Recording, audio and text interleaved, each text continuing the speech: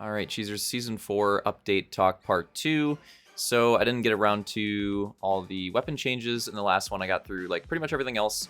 Didn't get around to the weapon changes, and there's a lot to talk about here, especially with certain ones. So one thing I'll recap real quickly is the M60. I talked about the M60 in the last one, but got an increase to the fire rate. The recoil got smoothed out. And if you use it, you'll realize that it definitely is noticeable. Like the recoil does feel a lot better on it. Feels a lot easier to control, feels a lot nicer. So that's obviously really nice. And the fire rate increase was from 560 rounds per minute to 580, which doesn't sound like a lot, but when using it, it felt pretty impactful. And using the M60 last season, the little bit that I did notice there was a lot of fights where it would actually get like really close to killing someone, and it'd get super close to it, and you'd feel like you're just about to get the kill, and then it would just not get there. Like you'd die, and they'd be one shot. And now with this fire rate increase, I feel like you win a lot more of those close fights. I feel like in those close fights, you have a lot more potential to finish off those kills. So like when I was using it, obviously this gameplay in the background doesn't have the M60. Did feel a lot better in those close fights, and that rate of fire change seemed kind of minimal, but after using it, I actually think it's a really nice change, and the M60 does feel a lot better. Is it like back to where it was in Season 2? I don't know exactly. I'd say it's probably like pretty close. But hard to say right now. But definitely a lot better, and definitely a solid pick, and should get used more often, and you should see it more often, and you probably won't get roasted by your teammates for trying to use it. Okay, so that was the M60. Let's go back up to the top. So the 93R, so this is the burst pistol. I haven't gotten to use this yet. I definitely want to do a video on this one when I do. This one received a lot of changes. They smoothed the recoil on this one as well. They updated the ADS firing animation to make it easier to see. I could see that being kind of nice, because whenever I used the 93R, it did seem, whenever ADS, like it was kind of hard to tell what you're shooting at. Like that was almost more of an issue than like the recoil itself. So that combined with the recoil change, probably really nice. This got a fire rate increase as well from 210 to 220 rounds per minute, which with how low the fire rate was already, that's actually pretty significant change.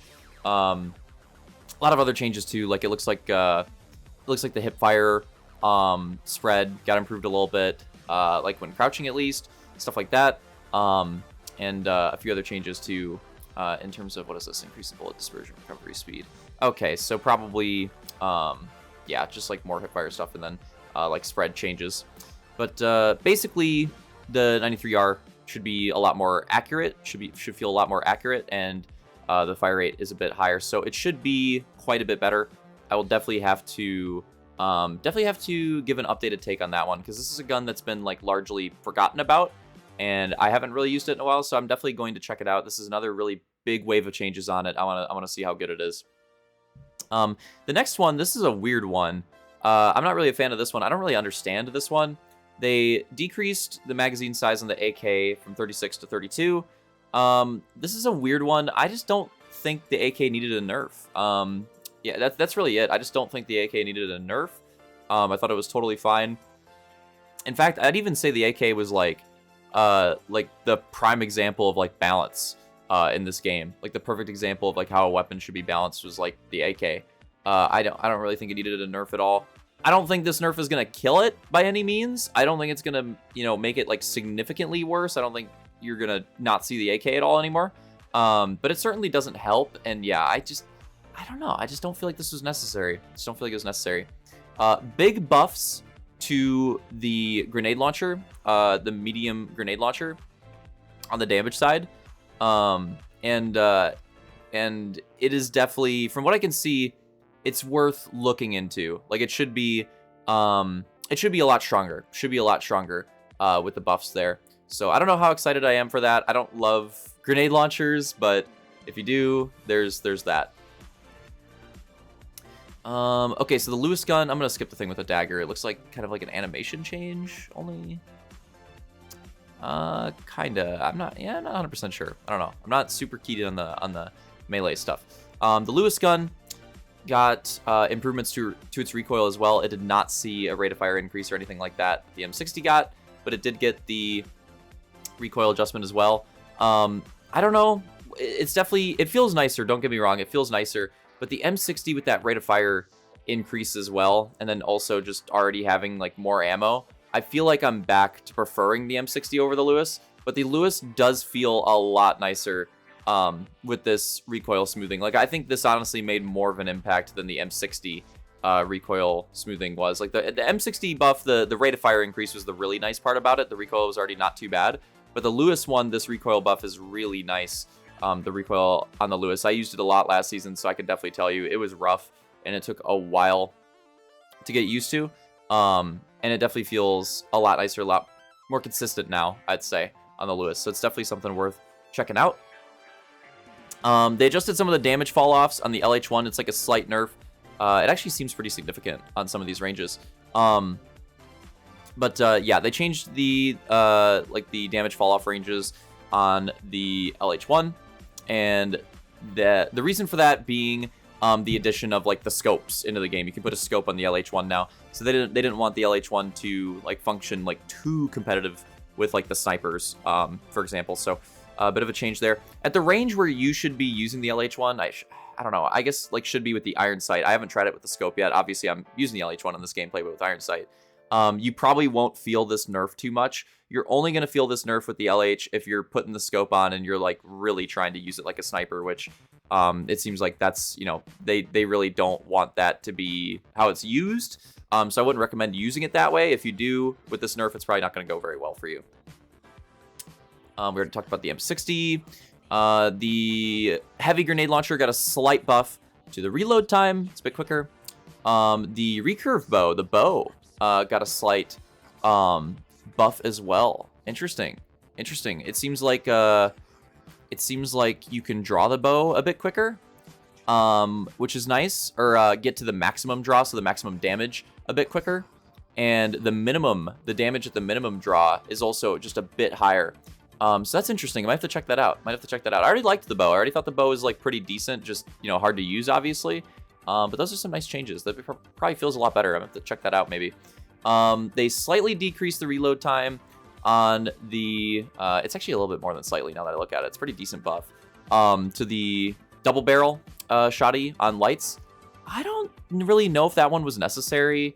The double barrel was not like meta by any means, but I started to see a lot more people using it already at the end of the last season. And I was already saying like last season that the previous buff that I got, like the double barrel, was a lot better and a lot more usable. And this reload time change is obviously going to make it even better. So yeah, I don't really think it's necessary, but I don't think it's going to make it OP by any means. But yeah, there's that with the double barrel. The riot shield got a slight damage increase that I honestly am not sure is going to make a difference at all. I don't know. I don't really know if this is going to make a difference. Yeah, like, let me think. Yeah, I don't really know what that riot shield damage increase. Maybe with certain weapons getting people weak, it'll help. I don't know. It seems like kind of a non-change, to be honest, but I mean, it's technically a riot shield buff. Spear increased run speed modifier during secondary spin attack, so you can run a bit quicker. When you're doing like that animation attack on the spear. That's probably pretty nice. This is an interesting one. I'm gonna have to mess around with this. Updated the SR-84 sniper to now only fire hit scan rounds up to 40 meters of range. After this point, the shot becomes a projectile. That is really weird. That is a really weird way of handling it. I can't even wrap my brain around how that works. Where it's hit scan to like a certain range and then it becomes a projectile. It's like, wouldn't it be easier to just make it projectile and just, I don't know, like jack up the bullet velocity a bit if you need to? A very, very weird change. But yeah, it's going to have bullet drop as well as being affected by like bullet velocity at that distance where it's projectile. This is very interesting. I think this is good. Especially for like terminal attack, and they mentioned this in the patch notes, especially terminal attack power shift. Cash out, honestly, the sniper is probably fine. But terminal attack power shift, yeah, the sniper is, anybody that's played those knows that the sniper is just, oh man, it's obnoxious in those modes. So I think this is a good change, but a very weird change, very weird way of handling it. Yeah, I'm curious to see how that functions exactly. I'm gonna have to try that. Updated some stuff on the sword. I'm not really a melee guy. I can't really help with that. You'd have to look at that. You're on your own if you're curious about the melee changes. Slight change to the throwing knives as well. The secondary attack can now be held. Interesting. Okay. I have used those a bit. And, oh, the MP5 did get a change. Increase the magnification of the sight slightly. Oh, okay, sure. So they made the zoom a bit higher on the MP5 sight because now it'll have more of like a ranged function because now you have the sights. You can go iron sights on the MP5 if you want to focus more on the close range. So they did that to like compensate. They decreased the damage from 18 to 16. I'm gonna have to try it. I have seen it a lot less. I'm not sure how significant it is. I'm not sure if it's like terrible now, but that seems pretty significant. And I have seen it being used a lot less, and this is a gun that a lot of people complained about, and rightfully so, is really strong. I hope it didn't kill it. I'm gonna have to try that out as well. So there you go. There's all the weapon changes. Overall good, but there's a few head scratchers in there for sure. There's a few head scratchers for sure. There'll probably be more in-depth discussion on these when I do specific videos in the future. More videos on each of these different weapons, but hope you guys enjoyed these first Season 4 impression videos going through the patch notes and everything. Yeah, there'll be more of these coming out hopefully daily in the future. So yeah, hope you guys enjoyed it, and see you in the next one.